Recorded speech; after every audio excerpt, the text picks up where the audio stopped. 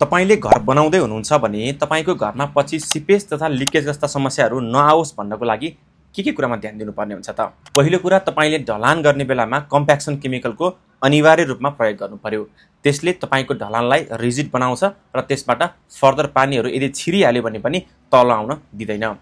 दोस्रो कुरा भनेको तपाईको ढलान गरिसकेपछि र कोरा अथवा टाइल गर्नु अगाडि चाहिँ राम्रोसँग अक्राइलिक बेस्ड केमिकल कोटिङ अथवा चाहिँ मेम्ब्रेन सिटको प्रयोगबाट प्रपर तरिकाले वाटरप्रुफिङ गर्नुपर्ने हुन्छ र त्यसमा तपाईले पानी जमाएर टेस्ट पनि गर्नुपर्ने हुन्छ।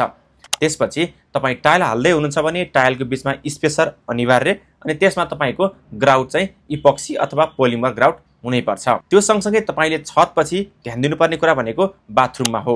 बाथरुममा पनि टाइल हाल्ने विधि लगभग उस्तै हो, तर त्यसमा वाटरप्रुफिङ गर्दाखेरि वालमा पनि तपाईले प्रपर तरिकाले वाटरप्रुफिङ गर्नै पर्ने हुन्छ। यो भन्दा बाहेक पनि तपाईले ग्राउन्ड फ्लोरको वालहरू वरिपरिको वालहरूको मिनिमम पनि 2 देखि 3 फिट तपाईले राम्रोसँग कोटिङ गरेको हुनैपर्छ। यदि कोटिङ गर्नु भएको छैन भने त्यहाँबाट पनि तपाईको राइजिङ ड्यामेजको समस्याहरू अनिवार्य रूपमा देख्छन् नै। यस्तै रेनोभेसन तथा कन्स्ट्रक्सन सम्बन्धी टिप्सहरूको लागि हामीलाई फलो गर्नुहोला।